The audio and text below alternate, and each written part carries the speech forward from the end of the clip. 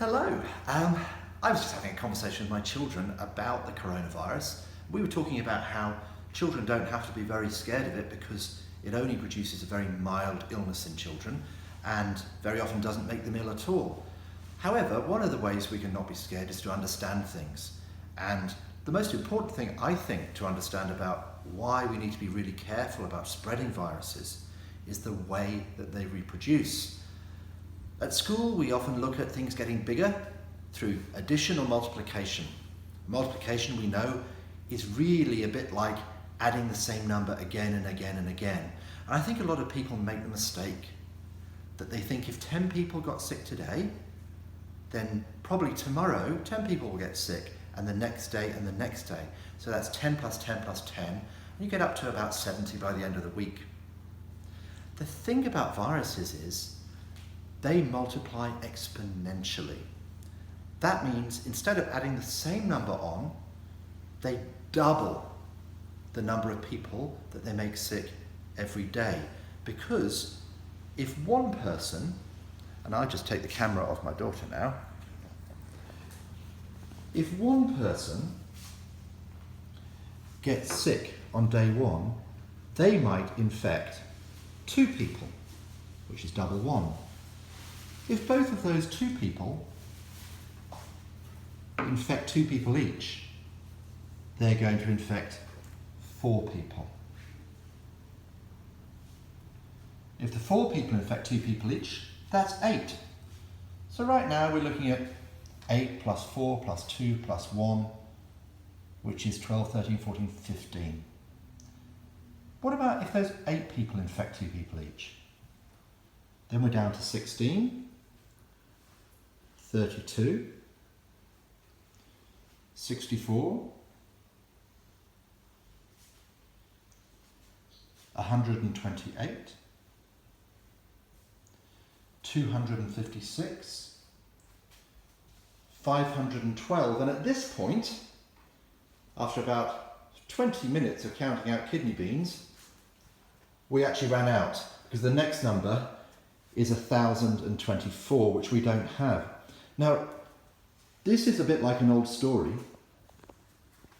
If I give the camera back to Imogen for a second. This is a bit like an old story that we have from India, where a king challenged a wise man to a chess match, and you can see this story on YouTube in a lot of places. And the sage won the game, and for his prize he asked for the king to put 1 grain of rice on the chessboard and the first square, then double it, double it, double it, double it. Now the first 8 squares of the chessboard, or the first line, would have gone 1, 2, 3, 4, 5, 6, 7, 8. Would have been this much rice. But what my students at school always find hard to predict is how much rice we'd need to fill up the whole chessboard. And the answer is several quintillions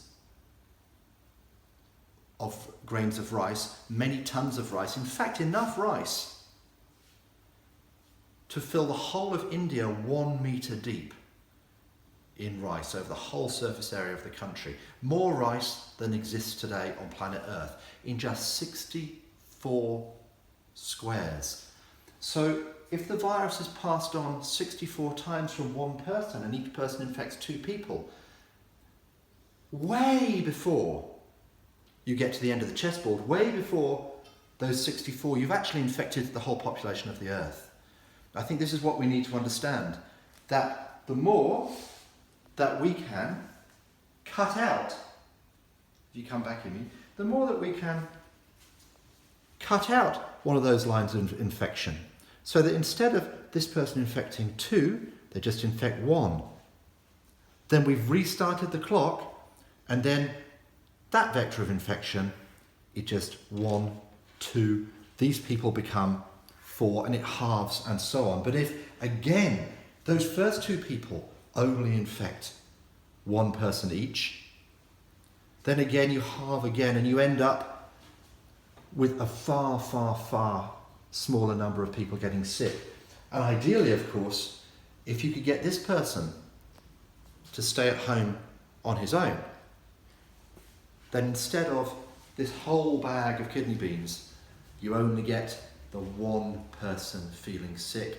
Hopefully he or she gets better really quickly, does the right thing, and no one else gets sick. He or she saves about 2,000 people just in the amount of kidney beans we've used here. Anyway, I hope that helps you understand why viruses spread so quickly and why it's really, really important that we all do our best to make sure we don't pass it on to anyone else. Remember that you might feel completely okay and still be carrying the virus. So if you don't wash your hands all the time, be very careful when you go to the bathroom, be very careful about what you touch and how close you get to people, you might not even realize that you're making a couple of people sick.